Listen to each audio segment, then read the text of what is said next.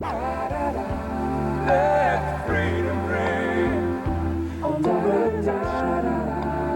Lift every voice and sing till earth and heaven rings. Ring with the harmonies of liberty. Let our rejoicing rise high as a listening sky.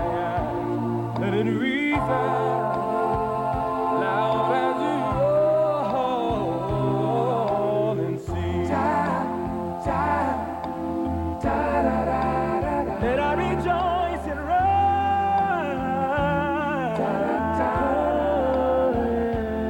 God of all wearies, God of our silent tears, thou who hast brought us thus far on our way, thou who hast bound thy mind, led us into the night, keep us forever in thy path. That's what we are gonna pray. God who led us into the light, keep us forever. Sing a song full of the faith like the darkness has taught us. I want to tell you one little story that personifies his life that you don't know about. Very few people in this town know about, and very few people in this room know about. I was a fresh, young politician just out of the JCs, George, back in 1954, and I got elected to the high office of county commissioner. And I was all swelled up to do something good for Greensboro and Guilford County. And Vance Chavis came to me, and this was back in '54, long before you could sit down and eat, before you could do a lot of things. And he said, Carson, this was in the old courthouse. He says, you've got a little water fountain in there, and it says colored on one end and white on the other. He says, why can't we do something about this? Well, I talked to some other commissioners in private and asked them if they would like to make a lot of noise or if they'd like to have something done in a quiet way and correct it. And they were very amenable to doing anything we could in a quiet sort of way. We had a white janitor named Garrett in this old courthouse. And this ought to tell you a real story of not only Vance Chavis's life, but our struggle to make improvements. And this is absolutely a true story. Every night, that Mr. Garrett took a little piece of sandpaper and he sanded a little bit on white and a little bit on color. And every night it faded just a little bit. And it got so, and Vance and I observed this, that people would come up and they wouldn't know which end of the fountain to drink from. And then when they found out that all the water was the same on each end, we tore the damn thing out and put in one fountain. And it was there ever since we built the new courthouse. I first met Carson one Sunday, and he had the white Boy Scouts. We were still separated. I was working with the black Boy Scouts on a Sunday picking up paper during World War II. And then we put this paper on the truck and got together. And that's when I met him, and we've been friends ever since. And I'm glad he let this information out of the bag about the fountain. But that You haven't heard the rest of the story.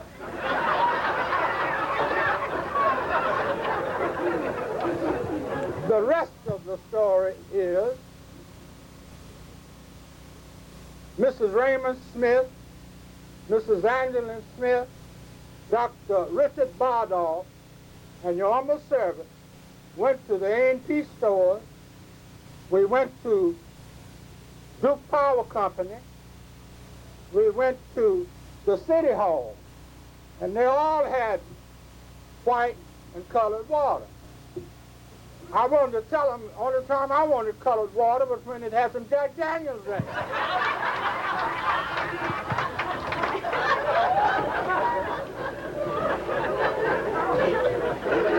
But the four of us had the signs removed from all of these fountains, and he told you, in 1954, before the city. Oh, and we got Woolworths too, didn't we? Woolworths and Crescent.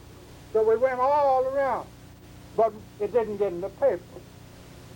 And there were no horns, no six-gun salutes, and you didn't know about it. Leading us to now point out that we have not come very far from the days of 1896 and Plessy versus Ferguson, when we debated separate but equal, to the time now when so many African Americans right here in Greensboro and so many whites are still talking, or for the first time talking, about what they think is the opposite of separate but equal, but calling it equal but separate. And I don't see very much difference. Do you know anything about Mario Savio? Do we understand the history of the civil rights movement and what was the goals and objectives? Have we arrived at those goals and objectives? Now, that's one part of the discussion, and I would love to have an opportunity to have people who are inquisitive about that period to ask me questions.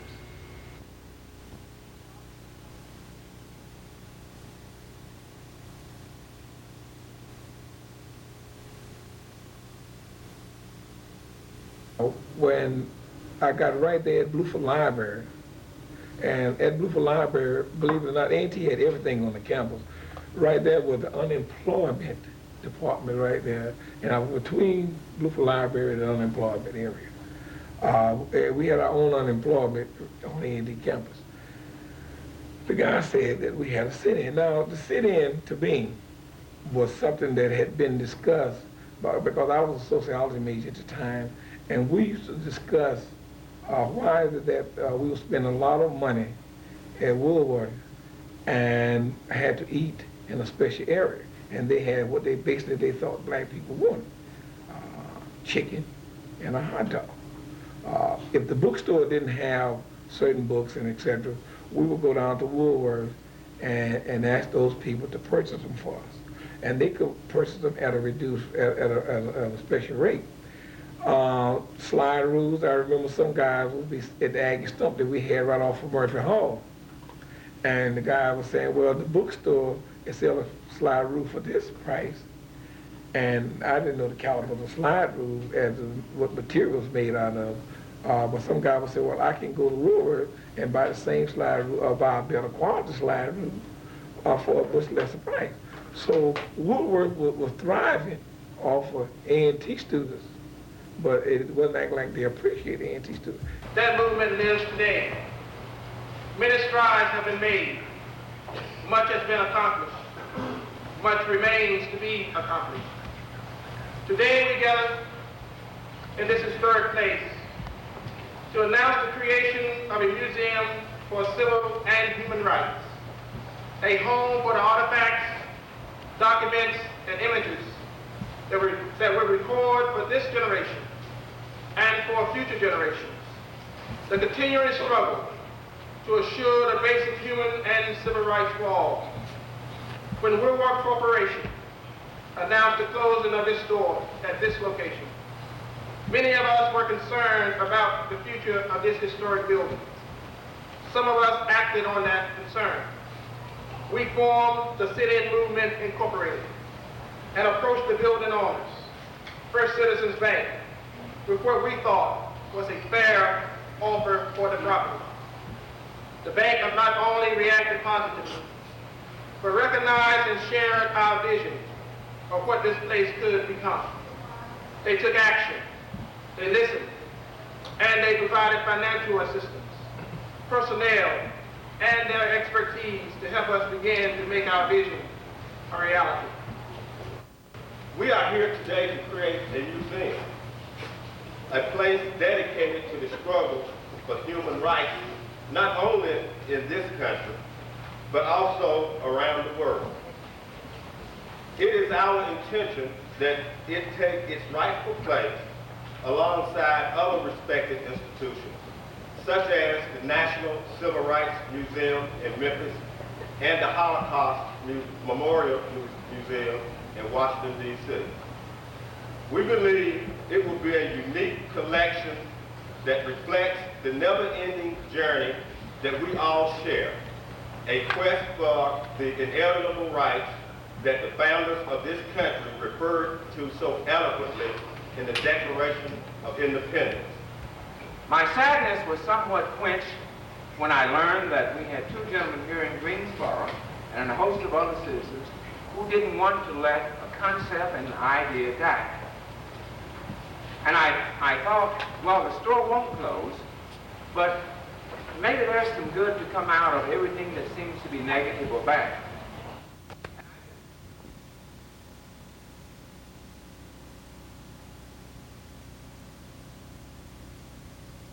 Early during the 40s, I guess, parades of A&T homecoming parade. And at that time, they used to go down Old Market Street, East Market Street. So this is the old East Market Street. That's old East Market Street. They've relocated Market Street since that time. And it certainly looks a lot different, and I think that the floats and obviously the automobiles and all that has changed quite a bit. It made me feel real good that I was able to do some things that had not been done. I guess the thing that bothered me a lot was the name of the facilities. Jenkins was our architect, was a graduate of A&T, but they had hired, the board of trustees had hired white architects. When I made my first or second meeting, I brought it up. Why is it? I want to ask the question. Frazier was chairman. Why is it that we graduate architects and other students, and we can't hire? And most all of our buildings have gotten Alpine Mims. Somebody gets white on them. And they scratched their head and said, well, I declare, we hadn't thought about that. They knew about it. So that was the beginning of opening the door for one of our graduates, Jenkins. Consequently, Jenkins did about 10 or 11 buildings for us at A&T. Now Gravely is doing some. Gravely is a Howard man, but Jenkins was an A&T man, and he got the work. He was the first one. Well, it started so suddenly that we were unprepared for what happened, because I think the commotion started when some students were out on near the stadium, and something happened between whites and blacks over that way, and that's when the police came and started the curfew. And of course, the curfew was really blown out of proportion, because they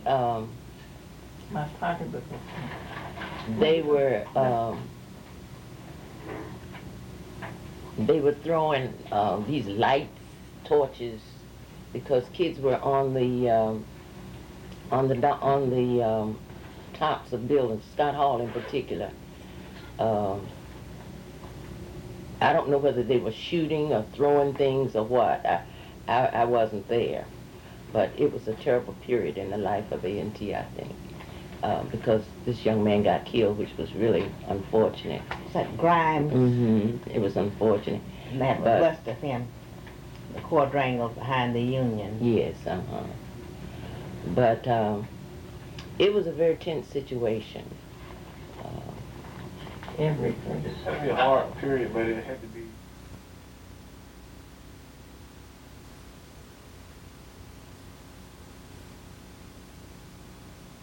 Well, I think we could allude to one project that I have a very significant interest in, and that's L. Richardson Hospital. I was able to go to the General Assembly and get a $400,000 appropriation for the hospital. And in 1987, I was able to get 65 extended nursing care beds, and those are beds primarily for those individuals who are immobile, and some of them are bedridden. And it's a great joy to go out and see those people properly taken care of. Well, the National Black Child Development Institute was founded in 1970. It was started by Black Women's Community Development Foundation. This foundation had a grant of $1 million for over a 3-year period to give grants to Black women's organizations that were making some impact on social change. And part of my job with the foundation was to travel across the country to find out what kinds of things were going on, what kinds of activities Black women were involved in, and then come back and make recommendations to my board.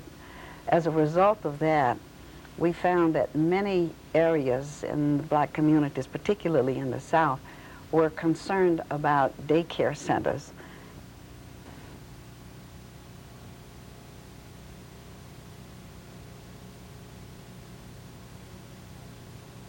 I had gone to Lisbon, Portugal on the Martin Luther King case. You know, we did 2 assassinations. And James Earl Ray, who assassinated Martin Luther King, had fled to Portugal from this country. And so I went over with a staffer to talk to their police authorities. And they told us that James Earl Ray had booked passage on a steamer going to South Africa. They thought he was probably going to join a mercenary force. But unfortunately, it didn't leave for 2 weeks. And he began to sense that the trail was getting hot, so he fled to Heathrow Airport in London, and the Portuguese authority tipped off the British, and he was arrested there. But I flew on a...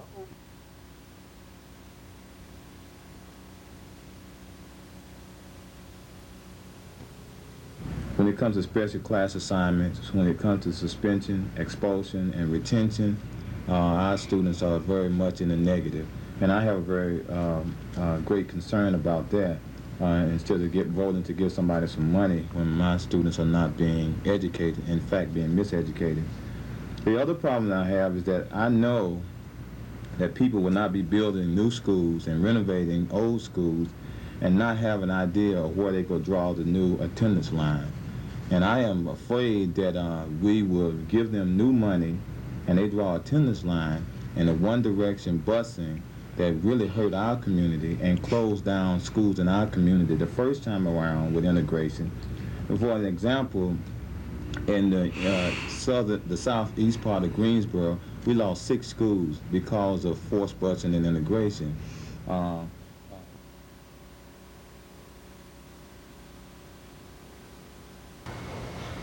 You know, it is faith that's brought us thus far, and faith will bring us to the realization of the promise of this constitutional democracy.